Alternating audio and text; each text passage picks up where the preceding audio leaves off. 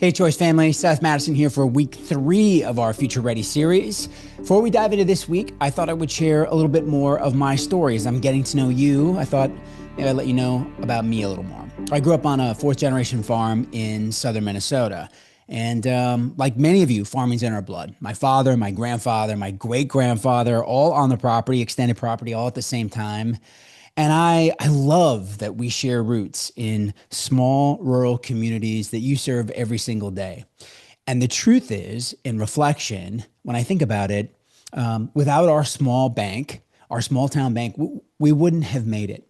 The farm wouldn't have survived it. You know, during the farming crisis of the 1980s, my formative years, we watched as family farms, people were losing their land all around us. And the truth is, what saved us wasn't just math on a balance sheet. The truth is, it was a banker who knew my dad, who knew his character, who believed in him when times were tough. And when I think about who you are and where you serve in the marketplace, it's still a part of your magic today. Even with all of the advancements in underwriting, the real power of business is in relationships. And I think growing up in that environment, you know, one of the biggest lessons that I learned, and this is sort of our theme for this week, it really came from watching my dad. You see, he had to make decisions that carried the weight of our family's future. Of course, I couldn't appreciate it at the time, but in reflection, I see it. You know, him asking the questions: do we invest in certain equipment? Do we risk it all on a new dairy operation? Do we take on even more debt? Do we buy new land? Do we rent? And he had to do that. He never had all of the information. He never had complete certainty.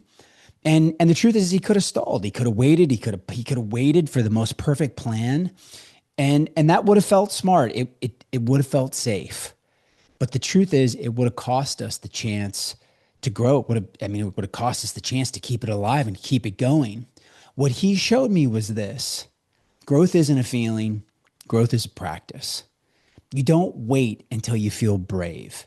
You build trust in yourself by taking the next honest step and learning what it teaches you. You take the next step, you learn and grow. You take the next step, you learn and grow. This is the heart of what psychologist Carol Dweck called the growth mindset. And it's the theme for this week. You know, she introduced this idea more than 30 years ago. And while, you know, on some hand, I think it gets that term gets thrown around a lot, I think it's still one of the most important ideas in leadership in life.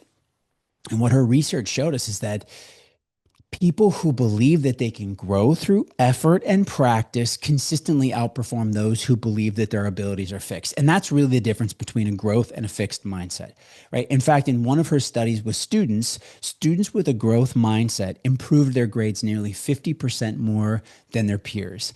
And when she looked at these groups, it wasn't because those groups were smarter. It was because they learned and leaned into harder problems.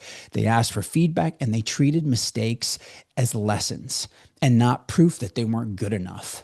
Right? Here's what most people miss about this idea.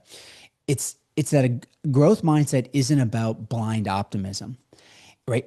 It's not about telling yourself, I can do anything if I just try hard enough. That's not what it is. The surprising truth is that a growth mindset is really about self-trust.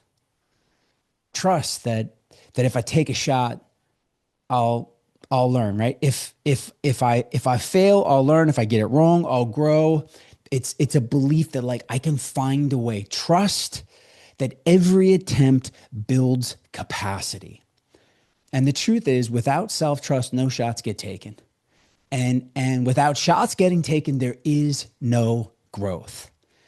I think of growth a lot like it's like artisanship. It's like woodworking. It's like a master craftsman or artisan. It's like the first cut of wood, it's never perfect, right? The first brush strokes of an artist don't reveal a masterpiece, but it's that each mark, each attempt carries the piece forward. And over time, the form, the art reveals itself. That's growth. It's not instant mastery. It's devotion to the process. And I think for you at Choice, I think this mindset matters more than ever. Regulations, new systems, hybrid model of banking, artificial intelligence, new emerging technologies, it's complex and it's tempting to wait, to hold back until the path is clear. But the organizations and the leaders that I see thriving in this time, they're not the ones that wait.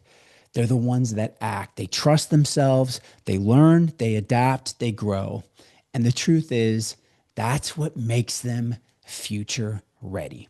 So let's talk about a couple of practical steps, a couple of practical things to think about this week. 3 things. Number 1, I want you to notice and lean into the idea of I want you to share one idea in a meeting you might normally keep to yourself. Right? Maybe you would normally hold back until it's perfected, it's refined, it's polished, but be willing to share. 2, reframe failure. Don't ask, was I right? Ask, what did I learn in the process? And 3, I want you to notice your progress. Look back 6 months or a year, see how far you've come. Notice progress, okay? And here's the big prompt. Here's the reflection. And I'd love us to maybe drop in and do a little share around this. Is number 1, where do I need to trust myself enough to take the shot, even if I might miss it? Where do I need to trust myself enough to take the shot? Right? That's for self-reflection. And your prompt, I'd love to drop this in, is here's the statement. This week, I'm going to trust myself enough to take this shot, ... This week, I'm going to trust myself enough to take this shot. What's the shot you're going to trust yourself enough to take this week? Love to see it, because here's the truth. Growth won't meet you when you're certain. Growth meets you when you act. So let's go act this week. Have a great week. And remember, future's what we make it, team. Talk to you soon. Cheers.